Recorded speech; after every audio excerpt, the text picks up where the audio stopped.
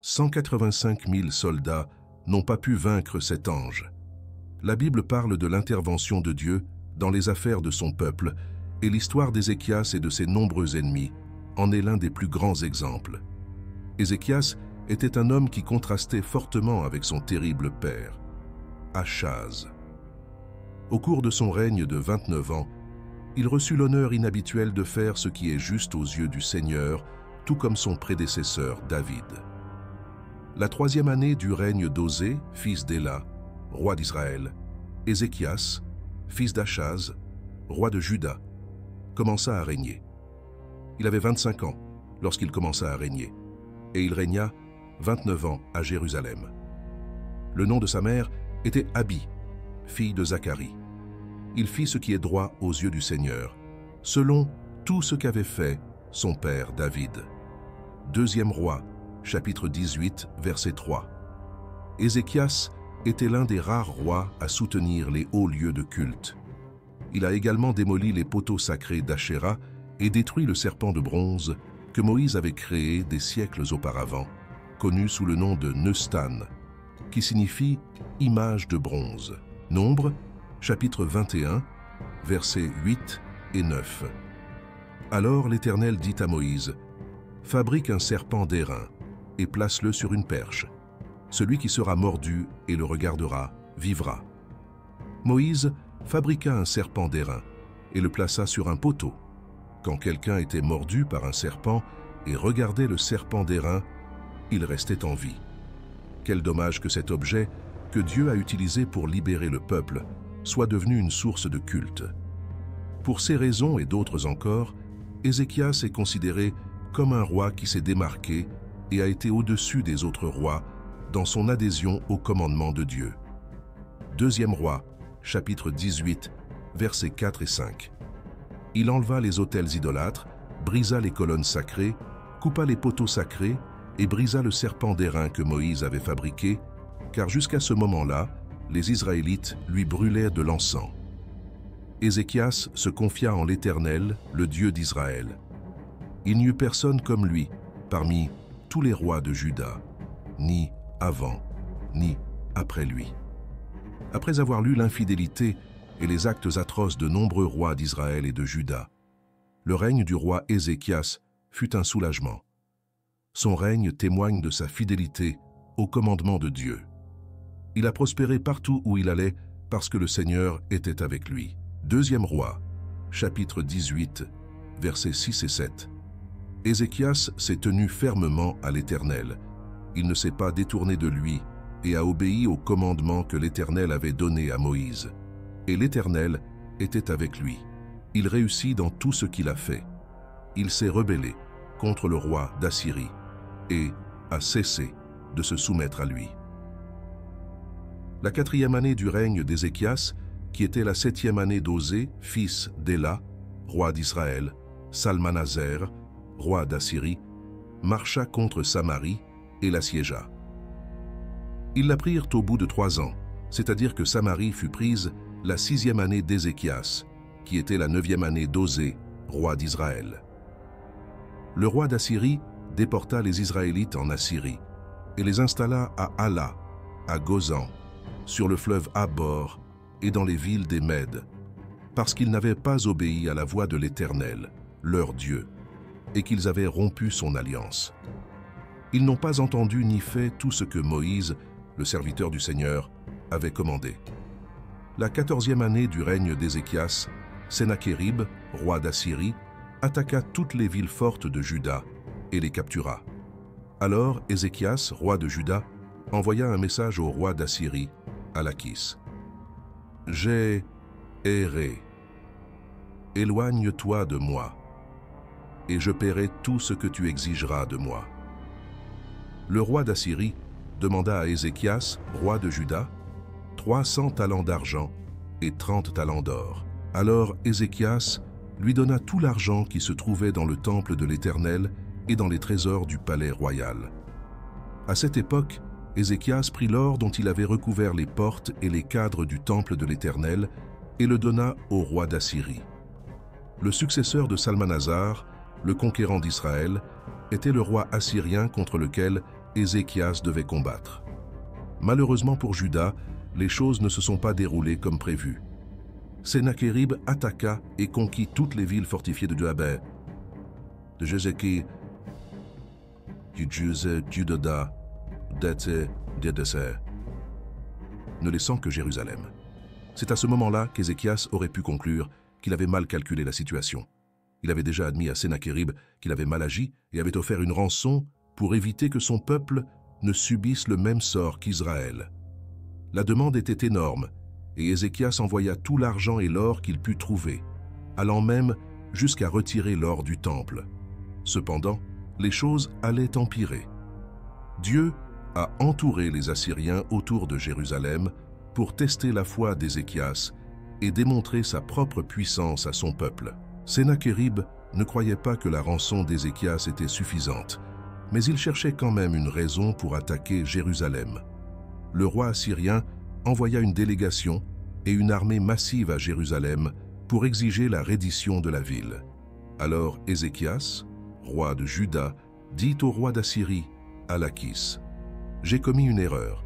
Éloigne-toi de moi, et je paierai tout ce que tu demanderas. » Le roi d'Assyrie demanda à Ézéchias, roi de Juda, 300 talents d'argent et 30 talents d'or.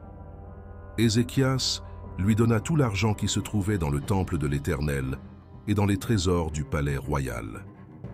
À cette époque, Ézéchias prit l'or dont il avait recouvert les portes et les cadres du temple de l'Éternel et le donna au roi d'Assyrie.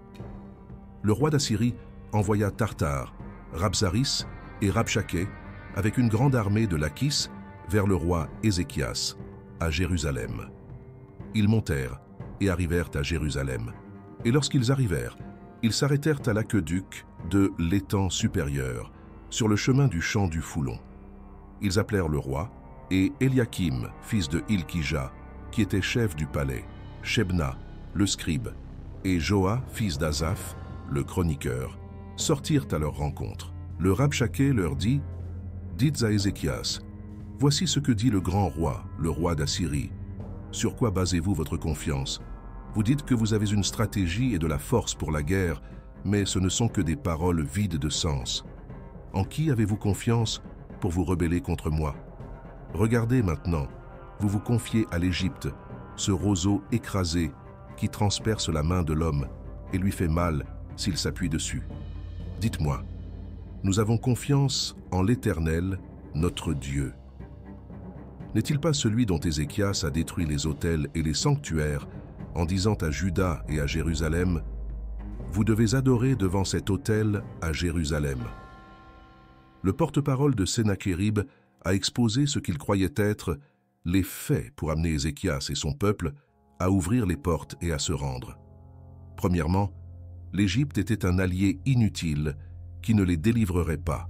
C'était vrai.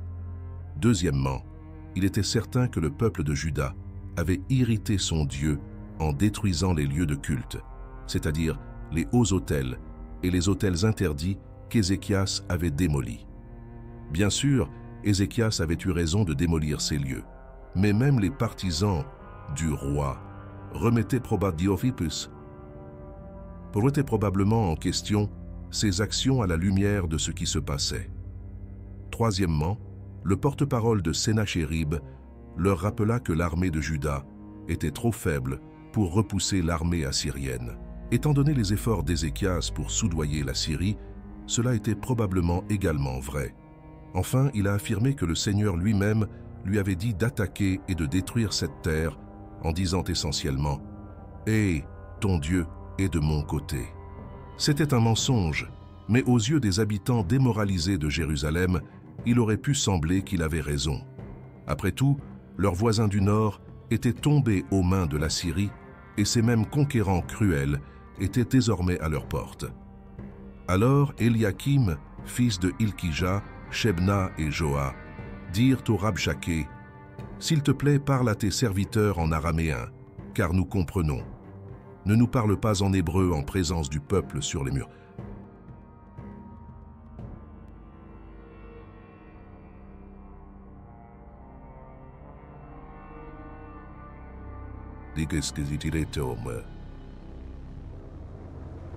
Mon maître n'a envoyé que ton maître et toi, et parler aux hommes qui ont assis sur les murs, tu comprends, devront manger leur propre excrémence et boire leur propre urine. Tiswei. Alors Rabshakeh se leva et cria en hébreu, « Écoutez la parole du grand roi, le roi d'Assyrie. Voici ce que dit le roi. Ne vous laissez pas tromper par Ézéchias, il ne peut pas vous délivrer de ma main. » Qu'Ézéchias les persuade de se confier en l'Éternel lorsqu'il dit « L'Éternel nous délivrera certainement. Cette ville ne sera pas livrée entre les mains du roi d'Assyrie. » La demande des trois hommes que les négociations se déroulent en araméen plutôt qu'en hébreu visait à protéger les auditeurs assis sur les murs contre les menaces, mais le porte-parole assyrien s'en fichait. Il voulait que tout le monde craigne l'ultimatum de son roi. Le peuple hébreu, de la manière la plus répugnante qu'on puisse imaginer, les avertit de ne pas croire les promesses faites par Ézéchias concernant l'intervention du Seigneur pour les sauver. Combien de temps le peuple de Juda continuerait-il à faire confiance à son roi à la lumière de cette diatribe? « N'écoutez pas Ézéchias, dit le roi d'Assyrie. Faites la paix avec moi et abandonnez-vous à moi. Chacun de vous mangera de sa vigne et de son figuier et boira de l'eau de sa propre citerne, jusqu'à ce que je vienne vous emmener dans un pays comme le vôtre, un pays de blé et de moût, pays de pain et de vigne, pays d'oliviers et de miel. Choisissez la vie et non la mort. N'écoutez pas Ézéchias, car il vous trompe lorsqu'il dit « L'Éternel nous délivrera ». 2 Rois, chapitre 18, versets 31 et 32. Le porte-parole a offert au peuple la paix et la prospérité en échange de sa reddition. Ces paroles pouvaient paraître attrayantes pour les habitants de Jérusalem, qui étaient sur le point d'être assiégés et isolés du reste du monde. Les Assyriens ont également déclaré sans équivoque que la déportation vers un pays similaire au leur faisait partie de l'accord. Ils ont promis une terre de blé et de vin nouveaux, d'oliviers et de miel. De même, Satan tente les croyants avec des offres alléchantes, mais le péché ne tient jamais toutes ses promesses. Les dieux d'une nation ont-ils délivré leur pays de la main du roi d'Assyrie? Où sont les dieux de Hamath et d'Arpad? Où sont les dieux de Sepharvaïm, Héna et Iva? Ont-ils délivré Samarie de ma main? Lequel de tous les dieux de ces nations pourrait en sauver leur pays de ma main? Comment donc l'Éternel délivrera-t-il Jérusalem de ma main? Mais le peuple se tut et ne répondit pas un mot, car le roi avait ordonné « Ne lui réponds pas ». Alors Eliakim, fils de Hilkija, qui était chef du palais, Shebna, le scribe, et Joa, fils d'Azaph, le chroniqueur, vinrent vers Ézéchias avec leurs vêtements déchirés et lui rapportèrent les paroles du Rabshakeh. 2 Rois, chapitre 18, versets 33 à 37. Le discours se terminait par plusieurs questions rhétoriques, dont l'essentiel était que les dieux des nations n'avaient pas délivré leurs disciples des griffes du roi assyrien et que le Seigneur ne sauverait pas non plus Jérusalem. Furieux de cette rencontre, les hommes d'Ézéchias revinrent vers le roi avec leurs vêtements déchirés par l'angoisse. Lorsque le roi Ézéchias entendit cela, il déchira ses vêtements, se couvrit d'un sac et entra dans la maison de l'Éternel. Puis il envoya Eliakim, le chef du palais, Shebna, le scribe, et les principaux sacrificateurs, tous vêtus de sacs, vers le prophète Isaïe, fils d'Amo. Ils lui dirent « Voici ce que dit Ézéchias. C'est un jour de détresse, de réprimande et de honte, comme celui où les enfants sont sur le point de naître et où il n'y a pas de force pour accoucher. Peut-être que l'Éternel, ton Dieu, entendra toutes tes paroles. Pensez du Rabshakeh, que votre maître, le roi d'Assyrie, a envoyé pour se moquer du Dieu vivant et le réprimander pour les paroles que l'Éternel, votre Dieu, a entendues.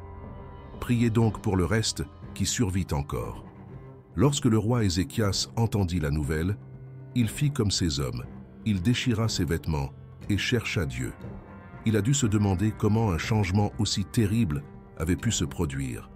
Après tout, il avait obéi à Dieu, renouvelé son culte en Juda, suivi les instructions du Seigneur et prospéré auparavant grâce à la providence de Dieu. Mais Dieu resta silencieux à ce moment-là. L'histoire nous rappelle que la fidélité à Dieu ne vous protège pas de l'adversité, mais vous prépare à ses défis.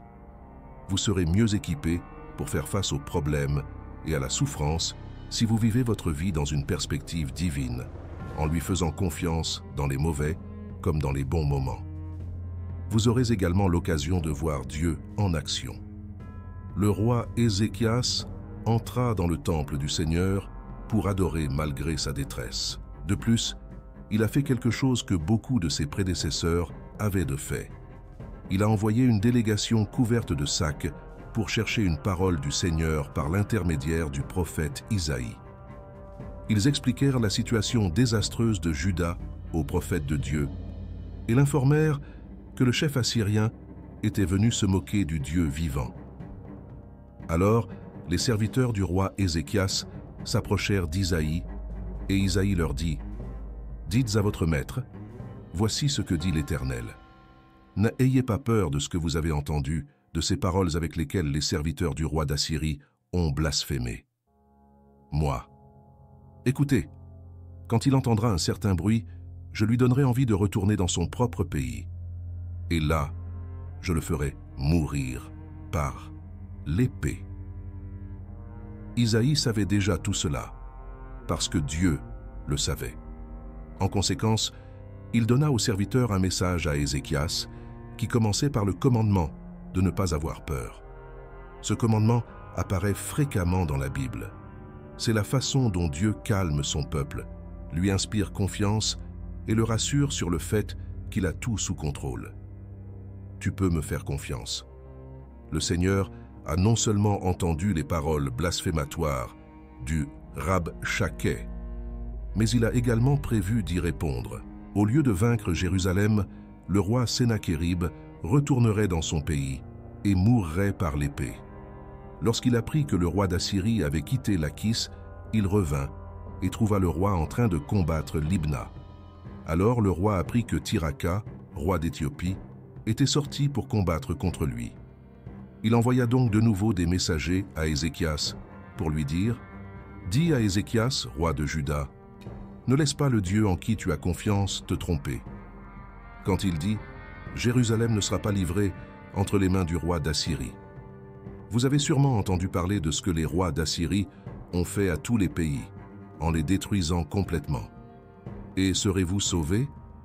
Les dieux des nations détruites par mes prédécesseurs, d'Éden, qui étaient à Télassar, vous ont-ils délivrés?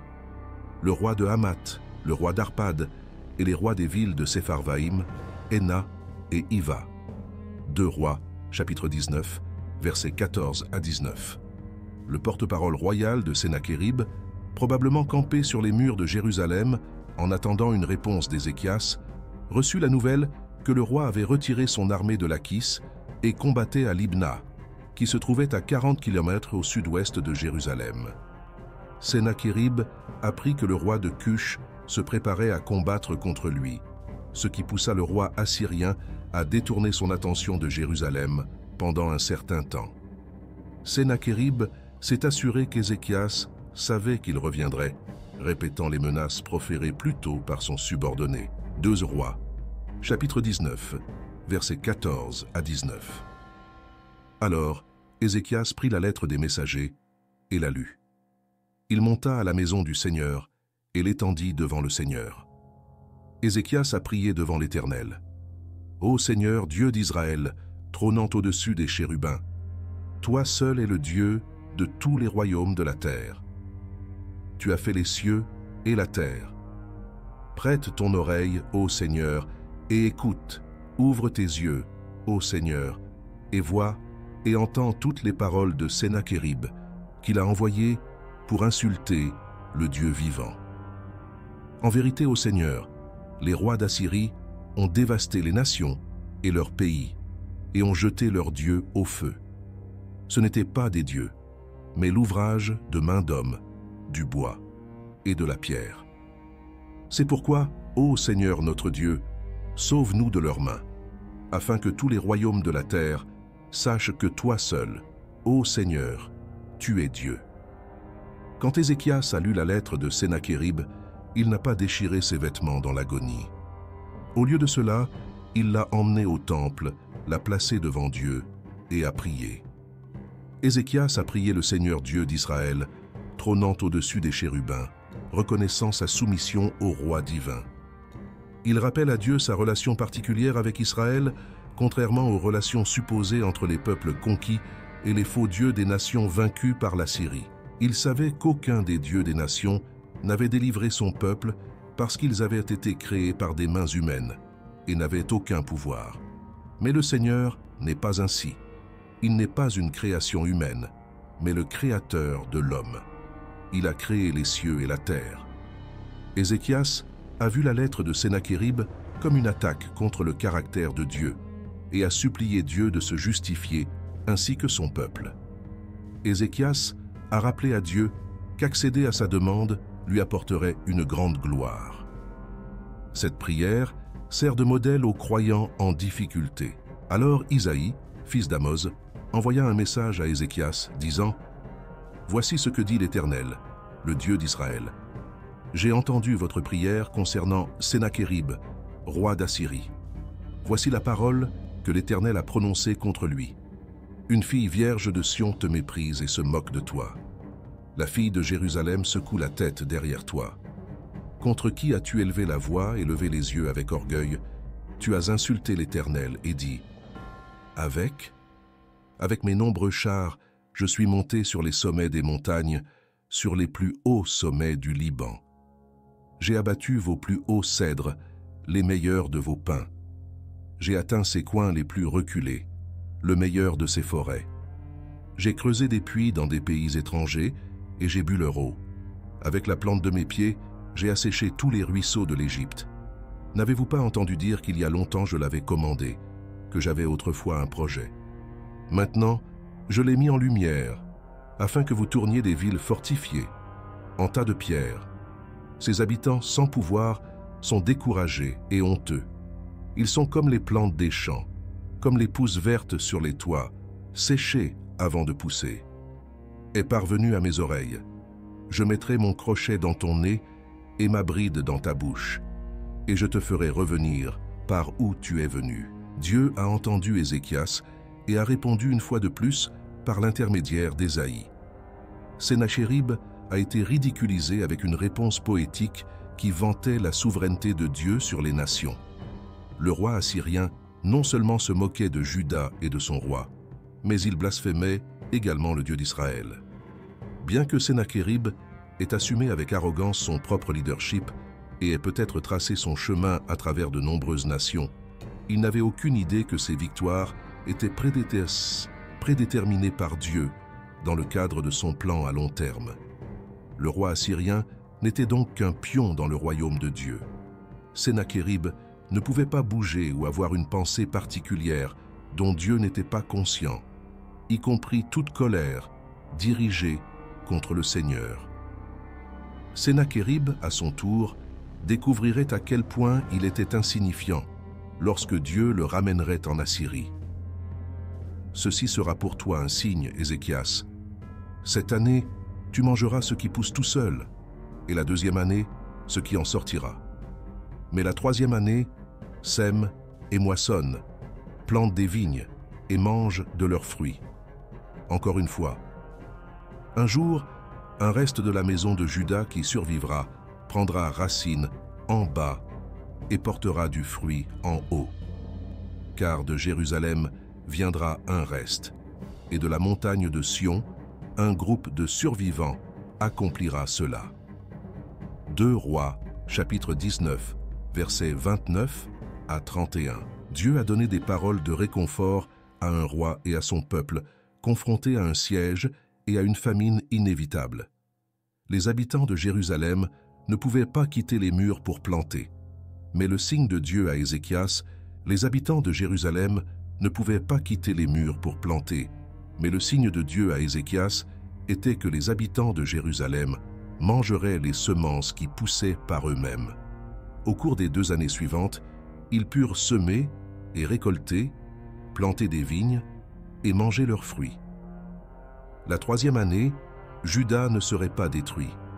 Un reste survivrait, porterait du fruit et quitterait les murs de Jérusalem, parce que le Seigneur est zélé pour sa gloire, et son peuple de l'Alliance. C'est pourquoi, voici ce que dit l'Éternel au sujet du roi d'Assyrie. Il n'entrera pas dans cette ville, et il n'y tirera pas de flèche. Il ne viendra pas devant elle avec un bouclier, et ne construira pas contre elle une rampe de siège. Par le chemin où il est venu, il reviendra. Il n'entrera pas dans cette ville, déclare l'Éternel. Je défendrai cette ville, et je la sauverai, à cause de moi et de mon serviteur David. 2 Rois, chapitre 19, versets 32 à 34. Dieu défendrait Jérusalem contre Sennachérib. Il le ferait par amour pour lui-même et par amour pour son serviteur David. Dieu ne permettrait pas à un roi inexpérimenté de contrecarrer ses plans. Il tiendrait également sa promesse faite à David de garder pour toujours l'un de ses descendants sur le trône de Jérusalem. Promesse qui culminerait avec le règne de Jésus-Christ, notre Seigneur. Cette nuit-là, l'ange du Seigneur sortit et tua 185 000 personnes dans le camp assyrien. Quand les gens se sont levés, le lendemain matin, il y avait tous les cadavres. Puis Sennachérib, roi d'Assyrie, partit et rentra chez lui et resta à Ninive. Alors qu'il adorait dans le temple de son dieu Nisroch, ses fils Adramélec et Sharezer le tuèrent avec l'épée, et ils s'enfuirent au pays d'Ararat. Et Esarhaddon, son fils, lui succéda comme roi. 2 Rois, chapitre 19, versets 35 à 37. Un seul coup de l'ange du Seigneur fut nécessaire pour libérer Ézéchias de son ennemi. 185 000 soldats assyriens sont morts sur le coup. Sennachérib se retrouva soudain contraint de rentrer chez lui sans son armée. Plus tard, alors qu'il adorait son dieu Nisroch dans le temple, ses propres fils l'assassinèrent. Le roi assyrien, comme le Philistin Goliath, a défié le Seigneur en ne protégeant pas Jérusalem, mais en fin de compte, le Dieu de Sennachérib a été incapable de protéger son fervent disciple, même dans son propre temple. Que pensez-vous de ceci? Partage avec nous. N'oubliez pas d'aimer et de partager cette vidéo avec votre Église pour aider la parole de Dieu à atteindre plus de personnes. Que Dieu vous éclaire et vous bénisse.